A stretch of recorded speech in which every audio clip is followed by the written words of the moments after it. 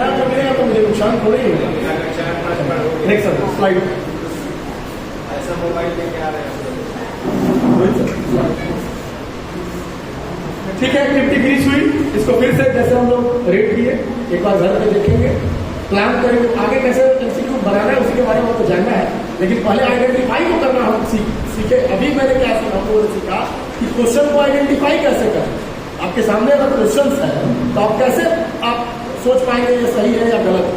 इसके बाद से फिर फ्रेमिंग पे हम लोग पढ़ेंगे। अभी पहले फिर से कुछ क्वेश्चंस को हम देखेंगे जैसे हम लोगों ने रेट किया, इसी रेटिंग के आधार पर फिर आपके सामने मैं कुछ क्वेश्चंस दूंगा, उसका आंसर आपको देना है और फुलफिल हो रहा है या नहीं उसके अनुसार दिए। Next Y ask good question. Good question क्यों पूछते हैं?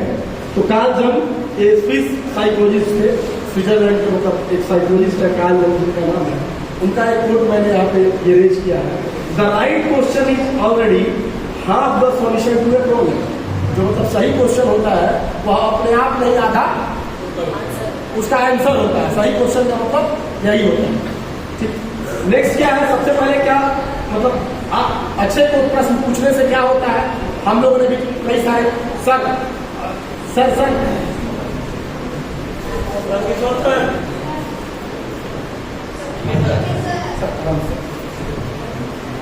आपको भी अच्छा नहीं लगता होगा, आपके मतलब कक्षा में अगर तो कोई बातचीत करता हो कमेंट नहीं करा सर। गुड क्वेश्चन, अच्छे प्रश्न पूछने से क्या होता है? जैसे हम लोगों ने देखा जो भी क्वेश्चंस अच्छे थे उसमें आपको भी मतलब माइंड पे आपको बल देना पड़ा होगा। आपकी भी थिंकिंग जो है स्टिमुलेट्स मतलब सब stimulates thinking and develop higher order thinking skill. क्या होता है कि थिंकिंग कैपेबिलिटीज कैपेसिटी हमारी इनहेंस होती है अगर अच्छे प्रश्न पूछे जाए। सेकेंड है identify common misconception and errors to remediate. जो कॉमन मिसकंसेप्शन होते हैं अच्छे प्रश्न पूछने से वो भी दूर होते हैं। जैसे हॉकी वाला एक क्वेश्चन हम लोगों ने दिया, 2 ही मैम जानते, 3 ही लोग जानते हैं उससे। मैं भी पहली बार ट्रेनिंग सेशन में ही पहली बार जब ट्रेनिंग मिला, जब मैंने उसको रीड किया तब मुझे पता चला कि हॉकी नेशनल गेम नहीं है। तो अच्छे प्रश्न पूछने से वो मिसकंसेप्शन जो है वो रिमेडिएट होते हैं, दूर होते हैं। आगे है improve teaching and learning methods. इससे क्या होता है? अच्छे क्वेश्चन पूछने से क्लासरूम में भी आपको आनंद आता है, जो टीचिंग और लर्निंग कैपेसिटी अपनी इनहेंस होती है। इसी के बेसिस पे मैंने 2-3 क्वेश्चन कुछ मतलब फिर से यहाँ पे दिया है। अभी जितना हम लोग भाषण सुबह से दिए हैं उसको टेस्ट करने के लिए, ठीक है, कि क्वेश्चन सही है या गलत है, आंसर क्या होना चाहिए, ऑब्जेक्टिव को हमारे टेस्ट कर पा रहा है या नहीं। जैसे पहला क्वेश्चन है ड्रॉ 2 ट्रिपेजियम। पहला क्वेश्चन है क्या डायरेक्ट ठीक है कोई बात नहीं। एक क्वेश्चन है draw 2 trapezium versus tick the shape that are trapezium among the shapes में। दोनों में मतलब हमारे स्किल को टेस्ट करने के लिए कौन सा क्वेश्चन सही होगा? पहला या दूसरा? ड्रॉ करना या सही, ये मतलब बोलना है स्टिमुलेट्स थिंकिंग है। भाई थिंकिंग पे बॉल कौन देगा? ड्रॉ करना।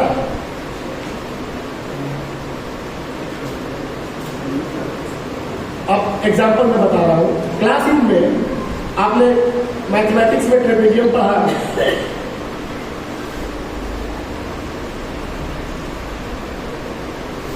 क्लासरूम में आपने मैथमेटिक्स में ट्रेपेजियम पढ़ाया होगा, ठीक है।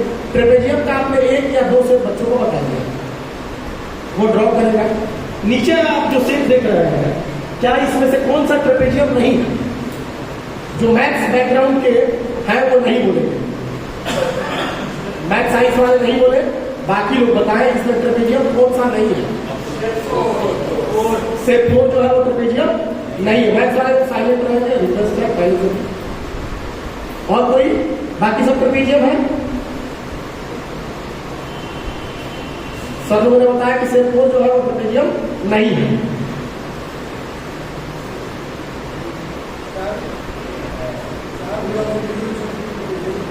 क्या सर?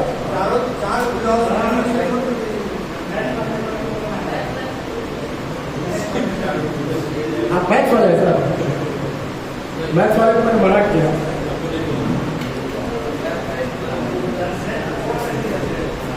सर एकदम सिंपल क्वेश्चन है इसलिए मैथ्स वाले को मैंने मना किया। तो डिस्कशन का कितने लोग मानते हैं कि जो फोर्थ ऑप्शन है वो ट्रेपेजियम नहीं है? हैंड रेज करेंगे। फोर्थ ऑप्शन जो है वो ट्रेपेजियम नहीं है। देख लीजिए, एज ए टीचर एजुकेटर हम इतने लोग इसमें से मानते हैं कि फोर्थ ट्रेपेजियम नहीं है। अब मैथ्स वाले बताएं फोर्थ ट्रेपेजियम है या नहीं है? जो फोर्थ है वो भी ट्रेपेजियम है। ठीक है सर, डिफिनेशन हम नहीं है, मैं बता रहा हूँ क्या मिसकंसेप्शन होती है और क्या चीजें होती है। और ड्रॉ करने के लिए बच्चों को बोलते हैं, तो आपने जो पढ़ाया था उसके अनुसार वो ड्रॉ कर देता। ठीक है सर, परिभाषा हम याद भी दिला देंगे। उसके बाद भी आपको ट्रेपेजियम का शेप तो याद है ना? आपके मन में भी अगर आपने बताया ट्रेपेजियम कैसा असल में ड्रॉ करने के लिए सर, देखिए ये सिंपल मतलब मैथमेटिकल मतलब ड्राइंग क्वेश्चन है। ये कोई ऐसा टफ क्वेश्चन नहीं है। यहाँ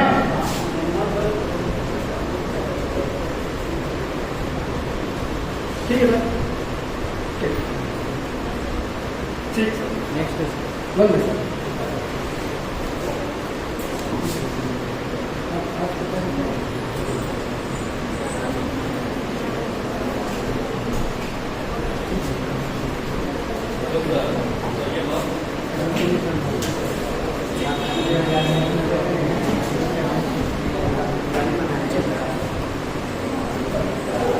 एक्चुअली क्या है, जब भी हम डिफिनेशन बच्चों को पढ़ाते हैं या कुछ भी जब जो मैथ्स में पढ़ाते हैं तो एक दो ड्राइंग हमने बना के बता दी। लेकिन ट्रेपेजियम यहाँ पे आप जो ड्रॉ किया हुआ देख रहे हैं ये चारों ट्रेपेजियम, तो डिफरेंसेस जो आइडेंटिफाई अभी ये सर्वे किया हुआ है। डाउन करेंगे, डाउन से वन कर्सर से डाउन।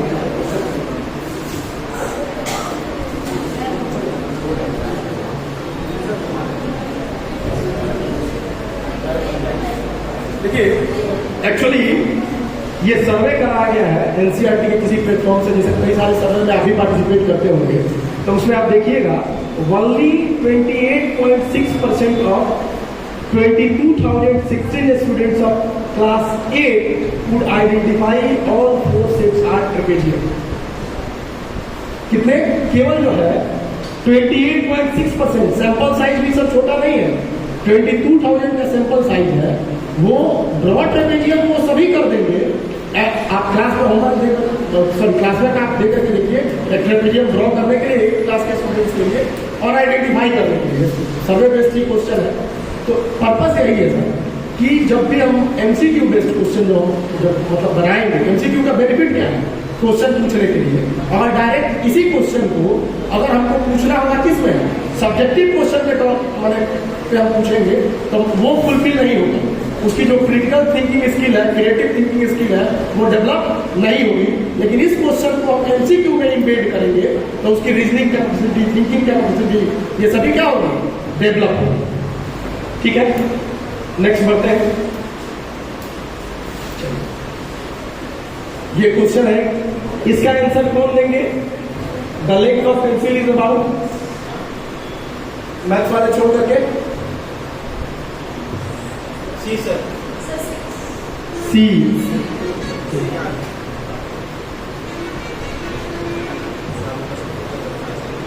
और कोई? डी, डी डी डी आपने डी बताया। चलिए ठीक है सर। पंकज सर ने सी बताया, किसी ने बी बताया और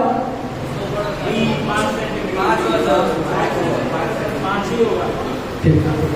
अब मैथ्स वाले बताए कि ग्रेड 1 मिनट, ग्रेड 2, ग्रेड 1 में जब हम मेजरमेंट पढ़ाते हैं, पढ़ाना स्टार्ट कर देते हैं, किससे? ग्रेड 2 से स्टार्ट करते हैं। प्राइमरी वाले को टीचर सर मेजरमेंट किस ग्रेड से बताते हैं?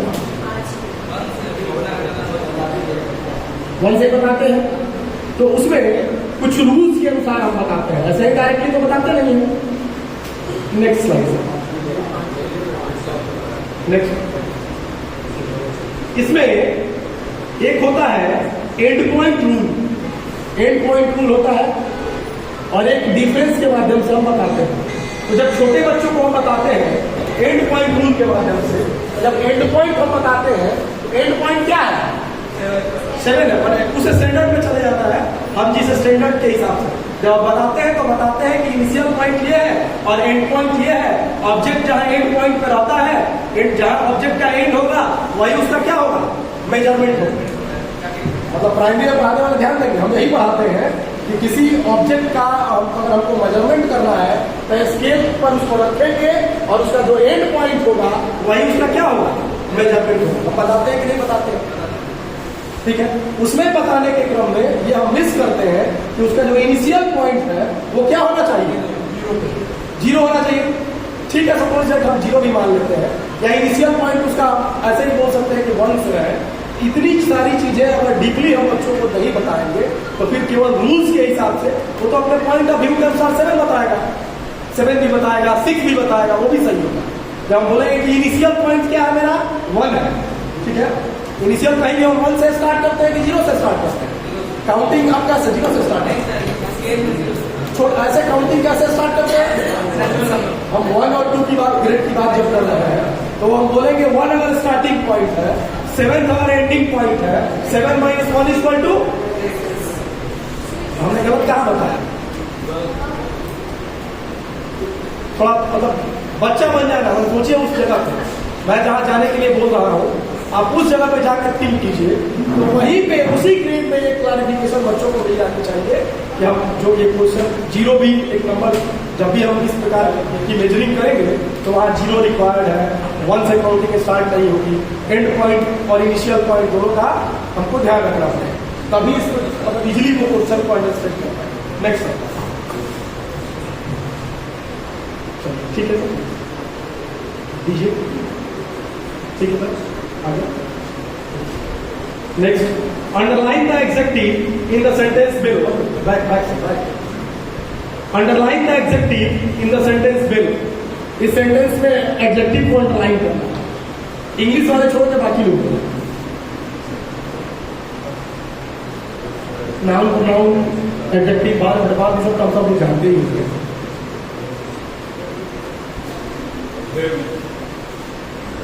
ठीक है, बाकी लोग सपोर्ट क्यों नहीं होंगे।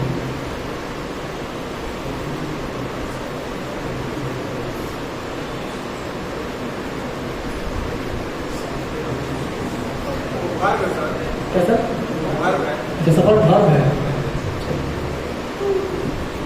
तो आपके हिसाब से क्या होगा, क्या ए बी, और कोई सिंपली सभी लोग इसका आंसर हेवी ही देंगे, इसमें कोई मतलब सामान्यतः मतलब इसमें गलत आंसर इसका नहीं आएगा। नेक्स्ट क्वेश्चन, इस क्वेश्चन को पढ़िए। The truck suffered heavy damage. In the above sentence, the underlined word is an. अब हम बताएंगे पहला वाला आपका कोई आंसर गलत है।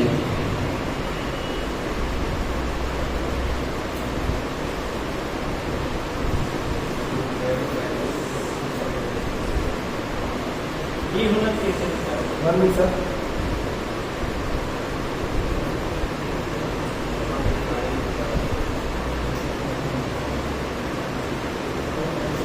बताएं जल्दी से ऑप्शन।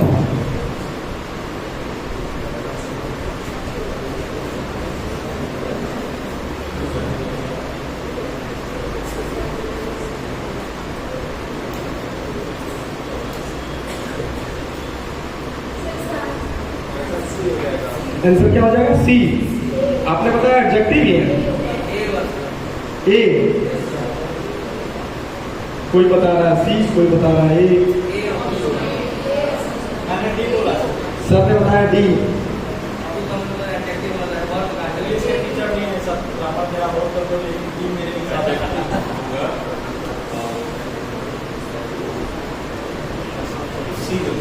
सी नंबर सर। अभी पहला यही क्वेश्चन यहाँ पे हमने पूछा तो सभी ने एकदम इजीली जवाब दिया, हेवी इज एन एडजेक्टिव। इसी क्वेश्चन को हमने केवल एमसीक्यू में पूछ लिया तो फिर हम कितने विद्वान यहाँ बैठे हुए हैं, हम आंसर नहीं कर पा रहे हैं। और सेम चीज है, इसको जब आप एडजेक्टिव मार रहे हैं तो इसमें क्या हुआ, पहला ही एडजेक्टिव है, एडजेक्टिव में हाँ adjective because it modifies the noun damage.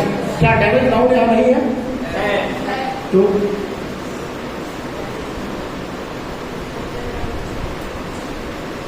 Damage is not a noun, sir. कैसे नहीं है?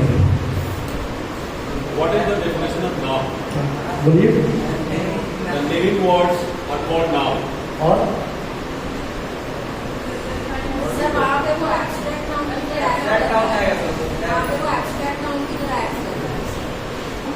केवल नेमिंग वर्ड्स को नाउन बोलते हैं। Damage, Only naming words is noun.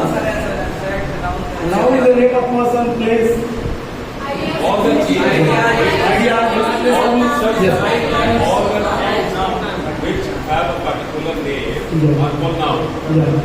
Damage is a type of word which is not a object, sir. English वाले clear करें। Damage is not an object. Damage is an abstract noun, sir. It's an abstract. Noun की भी categories है sir. और thought expression के लिए हम Damage is it is a not a word. verb. It is not a verb. 1 minute sir, 1 minute Rohit sir. ठीक है, आपने कहा ये सही नहीं है। थर्ड आपने सी बताया कि C adjective because it modifies the noun truck. यहाँ ट्रक को कैसे मॉडिफाई करना? ट्रक एक वस्तु है और नाउन है और वही मॉडिफाई हो सकता है। यहाँ पे मॉडिफाई कैसे होगा? Sir damage word is using for truck. Truck के लिए यूज हो रहा है जी, तो फिर आपको नाउन में चलेगा क्या? So damage is स्वतंत्र हुआ है ना? अरे वही बोल रहा है ना सर, देखिए फिर वही बात है वही ट्रक कैसे नाउन हुआ? मैं वही बोल रहा हूँ ना। तो ट्रक यहाँ आपके हिसाब से सी ऑप्शन सही है? इसका ऑप्शन ए सही है। घर पे जाकर के होमवर्क कर लेंगे, ठीक है? चलिए नेक्स्ट होमवर्क करेंगे। आंसर सीबीएसई आपको प्रोवाइड करता है, टेंशन नहीं है इस प्रकार के क्वेश्चन से। नेक्स्ट देखिए, पहले वाले में सेम क्वेश्चन था। पहला वाला हमने इजीली आंसर दिया, सभी लोगों ने आंसर दिया। यही तो खूबसूरती है मल्टीपल चॉइस क्वेश्चन बनाने की। ठीक है, नेक्स्ट सर होमवर्क घर पे कर लेंगे। गूगल का जमाना सब कुछ है। नेक्स्ट क्लिक वन एक और वन बस। The earth summit was held in Rio de Janeiro. ठीक है, क्वेश्चन सब लोगों ने पढ़ा होगा। द अर्थ समिट, पहला अर्थ समिट मतलब कहाँ कब हेल्ड हुआ था? तो हम सभी जानते हैं आमतौर पे ब्राजील के एक शहर रियो जे जेनेरियो मतलब हुआ था। कब हुआ था? 1992 में। ऑलमोस्ट हम सभी लोग जानते हैं कि 1992 है। लेकिन ये क्या है? ये फिर ये क्वेश्चन पूछने का, ये मल्टीपल चॉइस क्वेश्चन पूछने का सही तरीका है? अभी जितना जो हम रीडिंग एक्टिविटी की भाषण कर रहे हैं, इससे क्या कोई पर्पस फुलफिल हो रहा है? Road learning. तो क्या रोड लर्निंग को हम लोग को बढ़ावा दे रहा है? हाँ सर, बोल रहे हैं।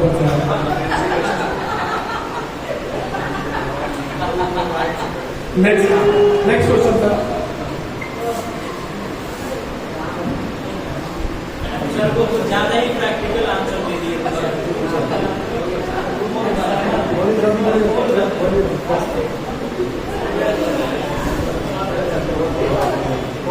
वो आपको नीचे मशीन में आवाज है, आ गया तो क्या?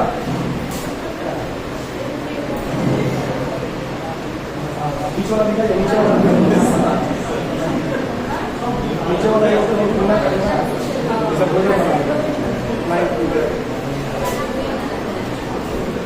लाइट उधर दे सकते हैं।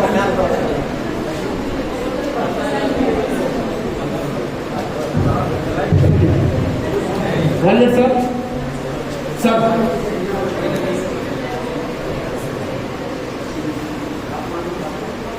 सर कंप्यूटर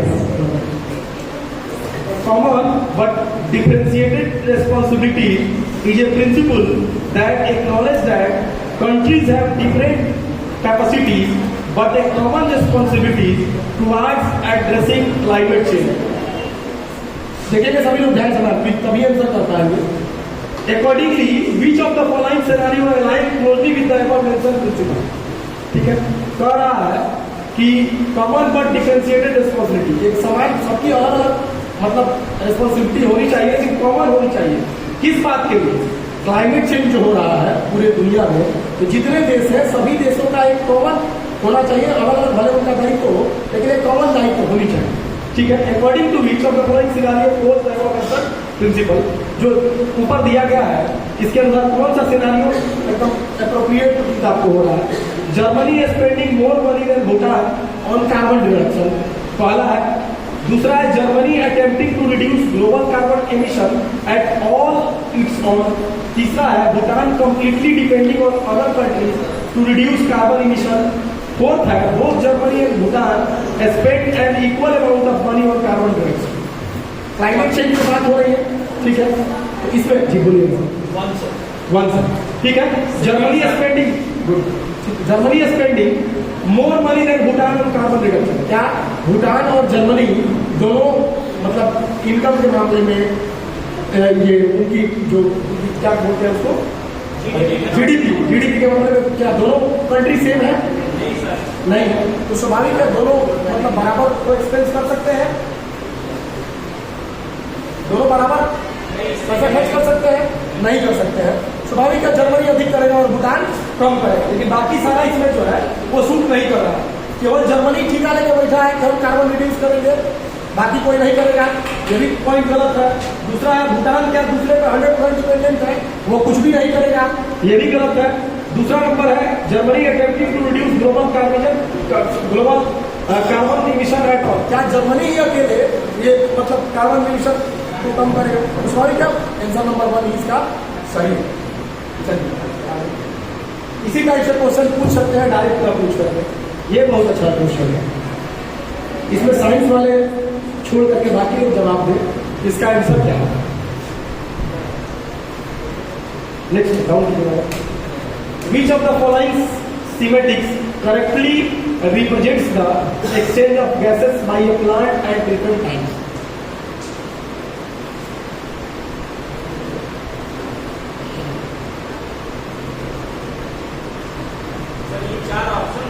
जी 4 ऑप्शंस है ABCD, लेकिन इसमें 2 काइंड्स डे और नाइट सिर्फ डे और नाइट ही दिख रहे हैं। हमें क्या क्वेश्चन पूछा था? Which of the following schematics correctly represents the exchange of gases by a plant at different times? वही बात है, पहला का 3 नंबर होगा, ठीक है, पहला का 3 नंबर। हाँ सर एक ही ऑप्शन है इसमें, एक ही ऑप्शन। डे और नाइट है ना, क्वेश्चन क्या है? Which of the following semantic correctly represents the exchange of gases by plant at different levels? Day night तो होता है। अरे ये दोनों है।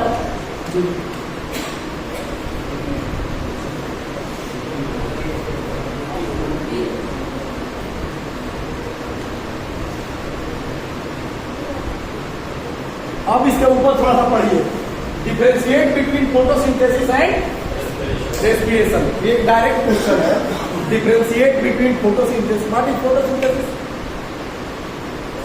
जी मैम बोलिए।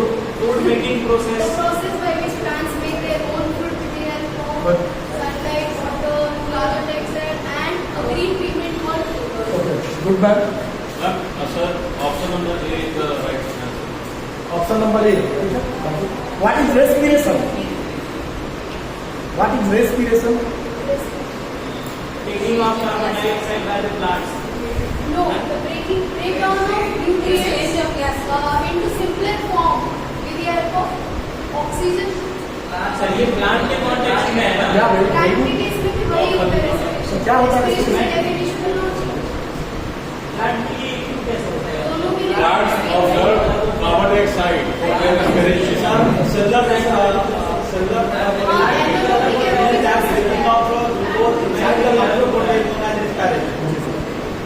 क्या सर? अच्छा ये what is respiration in the terms of plant? अब ये फिर से मैं अब क्वेश्चन के तरफ थोड़ा सा वापस लौटा हूँ, फिर डिफिनेशन पे आऊंगा। फोटोसिंथेसिस हमने बता दिया, यहाँ पूछ रहा है एक्सचेंज ऑफ गैसेस के बारे में। तो गैसेस जो एक्सचेंज होते हैं, जब ये प्रक्रिया होती है, फोटोसिंथेसिस और रेस्पिरेशन होता है, जब दोनों काम होता है। मैम वन मिनट, जब फोटोसिंथेसिस सब डिफिनेशन पे आएंगे, कंक्लूजन पे आएंगे। फोटोसिंथेसिस और जो रेस्पिरेशन होता है, तो दोनों में कौन सा गैस एक्सचेंज होता है? क्या प्लांट्स केवल कार्बन डाइऑक्साइड इंटेक करते हैं?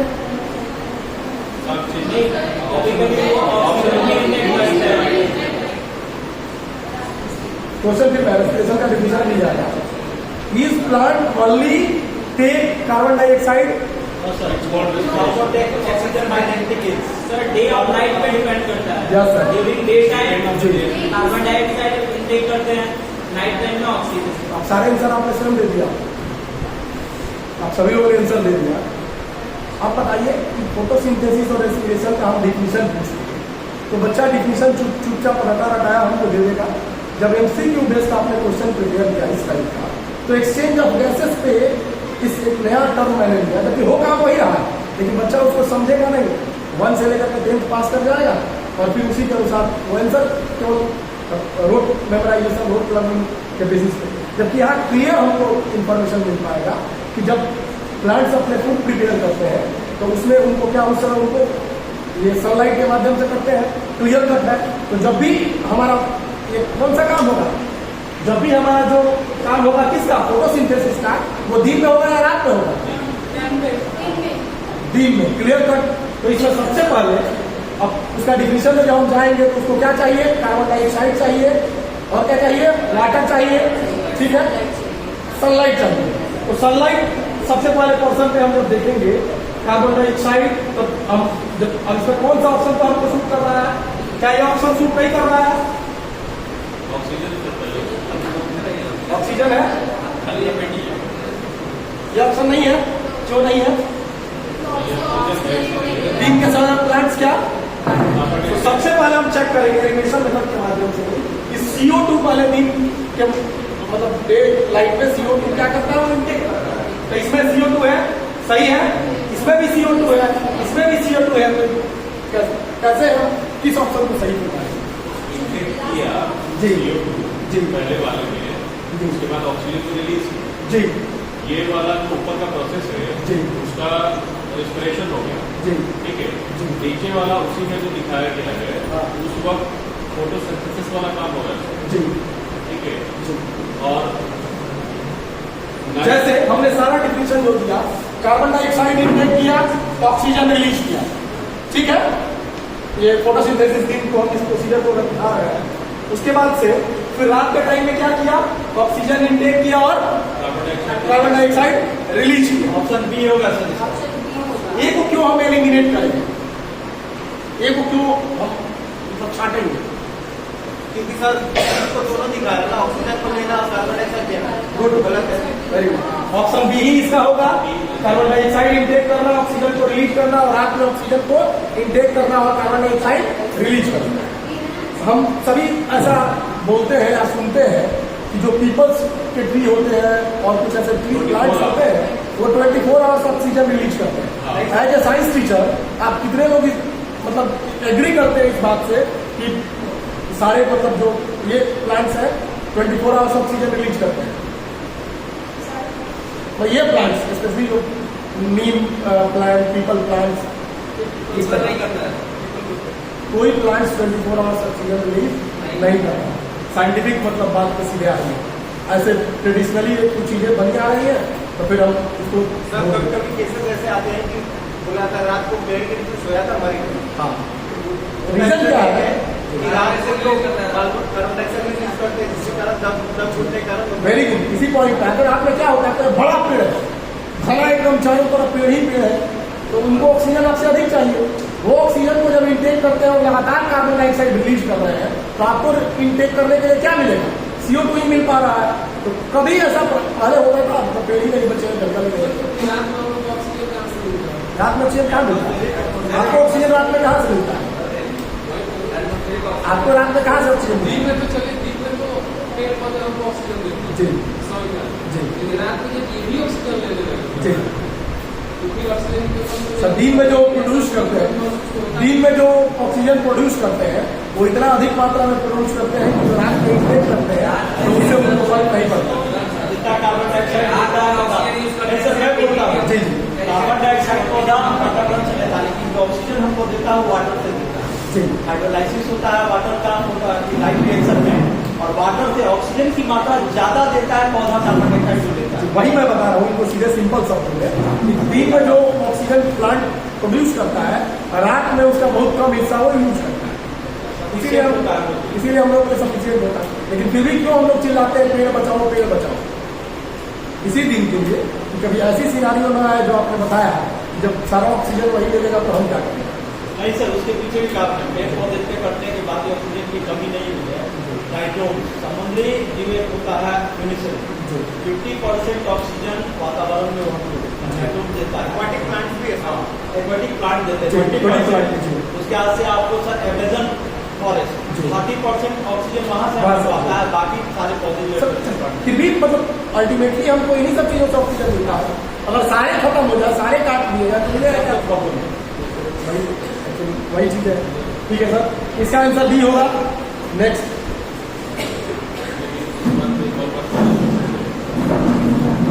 हमारे हिसाब से सफाई हो जा रही है, हमारा काम चल जा रहा है। लेकिन पीछे कुछ समय में हम जाएंगे तो हमने ऐसा सुना है कि लोगों के हाइट्स और उनका बॉडी वेट वो जो था वो काफी एक्सेस था पहले, वो धीरे धीरे डिक्रीज हो रहा है। उसके डिक्रीज होने का मेन रीजन बस ये है कि हवाओं में ऑक्सीजन की मात्राएं जो है वो घट रही है। ठीक है सर, सभी पॉइंट्स बहुत सारे हैं, डिस्कस करेंगे बाद में। नेक्स्ट क्वेश्चन पे 4 दिन में वो सब कंप्लीट नहीं होगा।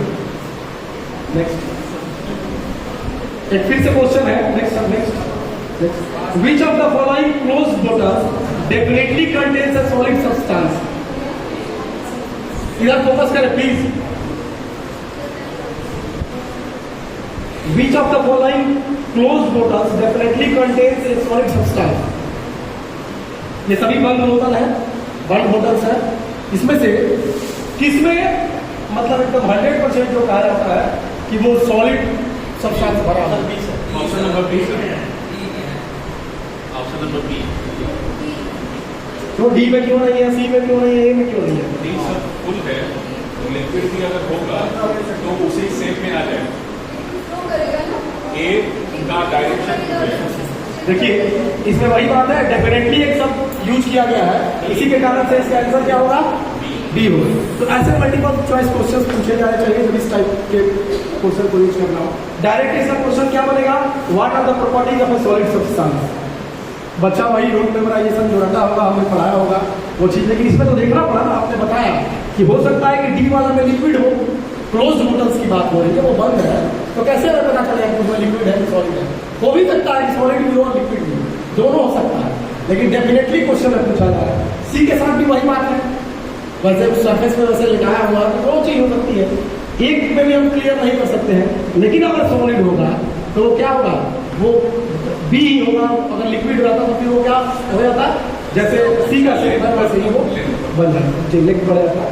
तो वैसे ही प्रिपरेशन में जब भी एमसीक्यू करेंगे तो करेंगे। चलिए नेक्स्ट क्वेश्चन। इसके कुछ बेनिफिट्स, मतलब यही सारे बेनिफिट्स हैं। इसी के साथ आज सेशन को क्लोज करेंगे। वैसे आज का जो टारगेट था वो कंप्लीट नहीं हो पाया, ठीक है? तो कल हम थोड़ा ट्राई करेंगे कि आज वाली चीज़ों को भी इन्वेट करते हुए प्रोफेसर ने रिक्वेस्ट किया कि लोगों को थोड़ा दूर जाना है, गाड़ी नहीं है, तो कल 9 AM से एकदम स्टार्ट कर देंगे। क्योंकि मैं 9 बजे ही रुक जाऊँगा तो फिर स्टार्ट करने में कोई दिक्कत नहीं होगी। 1 मिनट टाइम क्लोज नहीं हुआ प्लीज, 1 मिनट मैंने बताया इसमें लास्ट। अभी तक जो हम लोग सुबह से जो भी हम लोगों ने किया उसका एक समरी है, इसको देख लेते हैं। Why ask good question? Good question पूछने से क्या होता है? Influence how and what a student study, opportunities to focus on what's really worth learning. ये क्या होता है? मतलब स्टूडेंट्स की स्टडी को प्रभावित करता है इस प्रकार का क्वेश्चन। अपॉर्चुनिटीज जनरेट होता है फोकस करने के लिए कि वो वास्तव में रियल में क्या उसको लर्न करना है। सेकेंड है, मैम प्लीज बात नहीं कर सकते। Provide feedback on what students are learning and what have they not learned to inform appropriate remedial instruction. इसके माध्यम से हम चेक कर पाएंगे कि वास्तव में स्टूडेंट को जो भी मैंने हम लोगों ने उसको ये कंटेंट दिया है वो एक्चुअली लर्न कर पाया है कि नहीं, वो सीख पाया है कि नहीं, या वास्तव में वो रोड मेमोराइजेशन उसने किया। कैसे इसको करेंगे? Identify common misconception and error. तो इस काम को करने के लिए जो कॉमन मिसकंसेप्शन है उसको आइडेंटिफाई करेंगे, उसी टाइप से क्वेश्चन को जैसे हम लोगों ने पढ़ा था उसको प्रोवाइड करेंगे और एरर को चेक करके stimulate thinking and develop higher level thinking skill, strategy and habits. इस टाइप के क्वेश्चंस को हम ये एसोसिएट करेंगे अपने असेसमेंट पॉलिसीज में, तो स्टूडेंट्स की हायर थिंकिंग कैपेबिलिटीज डेवलप होगी और उसको थिंकिंग कैपेबिलिटी इनहेंस होगी इन सब चीज़ों के माध्यम से। ठीक है, इसी के साथ आज का सेशन होता है। हम लोगों को धन्यवाद।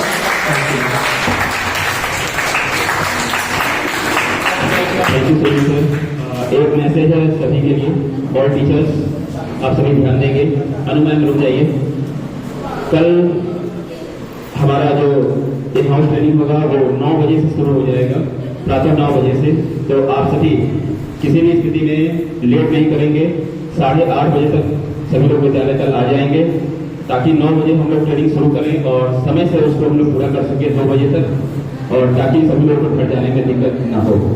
अनुराधा मैम, मैं आपसे आग्रह करूंगा आप मंच पे आएं और धन्यवाद प्रार्थना करें प्लीज।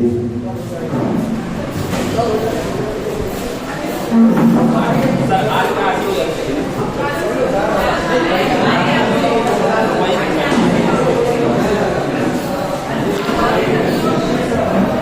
सारे पार्टिसिपेंट्स प्लीज बैठ जाइए। टीचर्स प्लीज आप लोग मत जाइए बाहर, प्लीज आप लोग बैठिए, अभी फोटो सेशन होगा। Thank you sir for a good session, और उम्मीद करते हैं कि कल का सेशन और अच्छा हो। और सारे पार्टिसिपेंट्स प्लीज अपने लिए भी क्लैप कीजिए और हमारे रिसोर्स पर्सन के लिए भी क्लैप कीजिए।